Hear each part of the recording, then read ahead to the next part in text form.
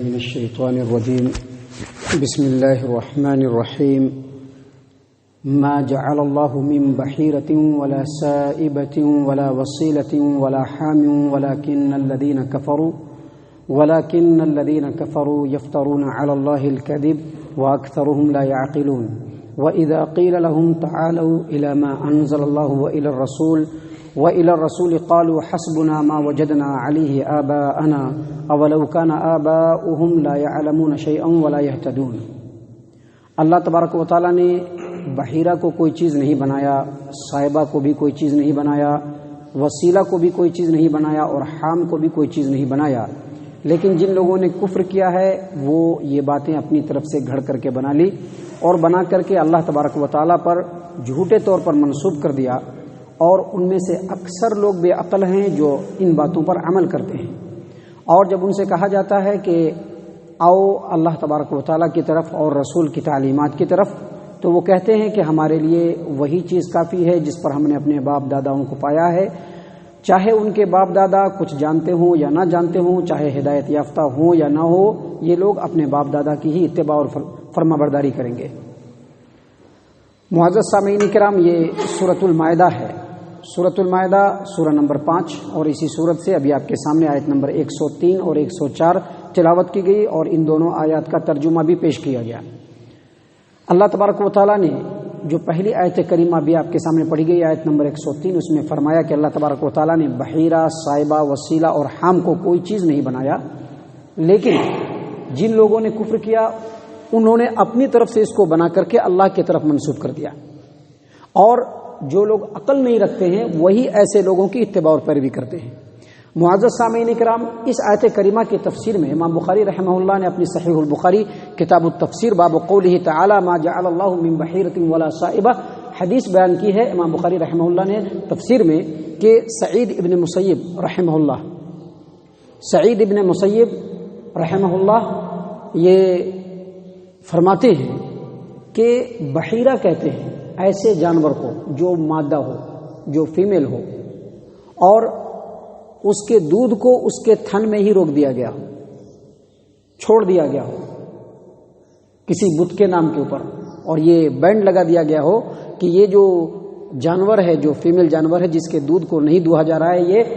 فلاں بت کے نام پر ہے، کوئی بھی اس کے دودھ کو نتھارے نہیں، کوئی بھی اس کے دودھ کو دوہے نہیں، ایسے جانور کو بحیرہ کہتے ہیں، فیمیل جانور کو۔ اس کے بعد صائبہ ایسا جانور جس کو کمپلیٹ کسی بت کے نام پر، غیر اللہ کے نام پر چھوڑ دیا گیا ہو، اس پر کوئی سواری بھی لاتا نہیں ہو اور اس سے کوئی فائدہ بھی نہیں اٹھاتا ہو، جیسا کہ سانڈ۔ اور اسی طرح سے وسیلہ کہتے ہیں ایسی اونٹنی کو جس اونٹنی نے پہلی مرتبہ تو مادہ جانور جنم دیا، یعنی فیمیل جانور، اور دوسری مرتبہ بھی اس نے فیمیل ہی جانور، یہ سب سعید ابن مسیب فرما رہے ہیں، دوسری مرتبہ بھی اس نے فیمیل جانور ہی، یعنی مادہ جانور ہی اس نے جنا، اور درمیان میں کوئی نر جانور نہیں ہوا۔ ایسے جانور کو بھی وہ لوگ بتوں کے نام پر چھوڑ دیتے تھے، اس سے کوئی فائدہ نہیں اٹھاتے تھے۔ اور اسی طرح سے حام ایسے اونٹ کو کہتے ہیں جس نے 10 اونٹنیوں کو حاملہ کیا ہو اور 10 اونٹنیوں نے بچہ جنا ہو، اور پھر اس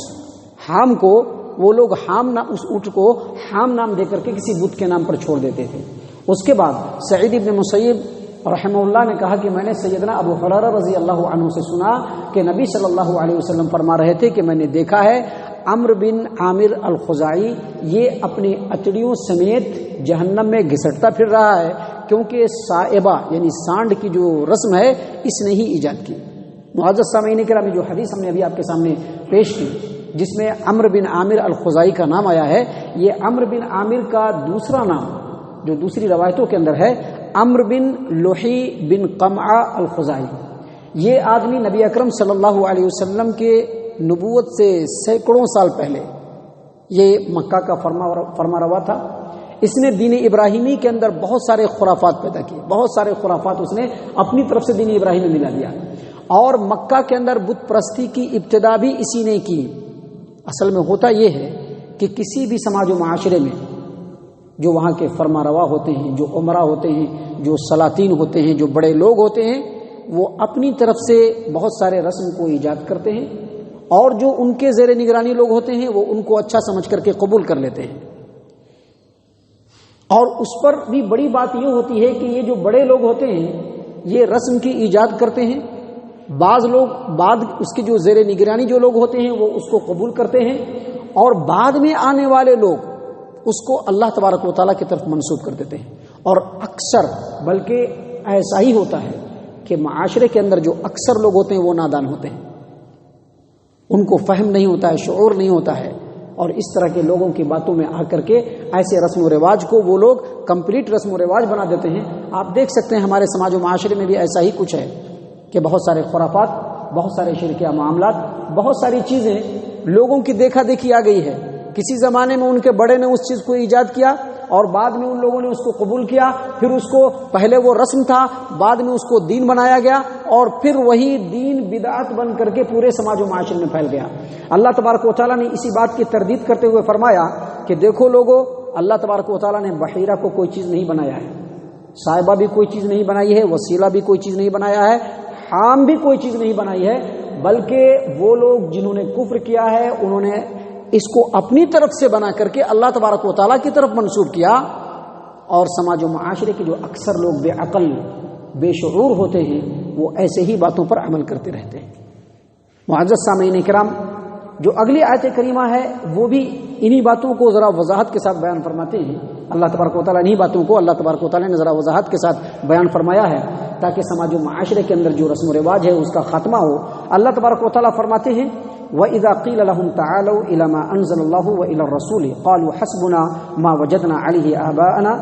أَوَلَوْ كَانَ آبَاؤُهُمْ لَا يَعْلَمُونَ شَيْئًا وَلَا يَهْتَدُونَ۔ جب ان سے کہا جاتا ہے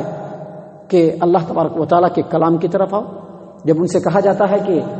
رسول صلی اللہ علیہ وسلم کی تعلیمات کی طرف آؤ، تو وہ لوگ کہتے ہیں کہ حسبنا ما وجدنا علیہ آباءنا،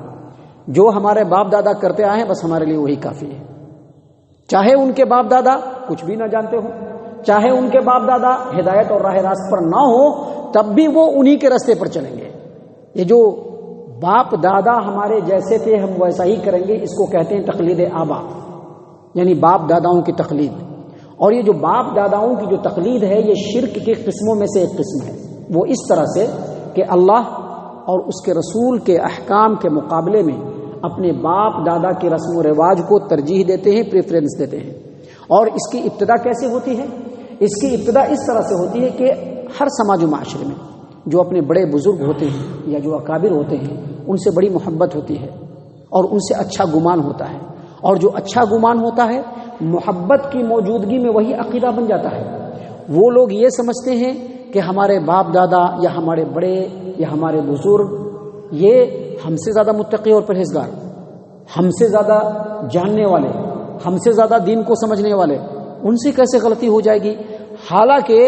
انبیاء کو چھوڑ کر ہر کسی سے غلطی کے ہونے کا امکان ہے، چاہے جانتے بوجھتے ہو یا انجانے میں ہو، انبیاء کے علاوہ کسی سے بھی غلطی ہو سکتی ہے،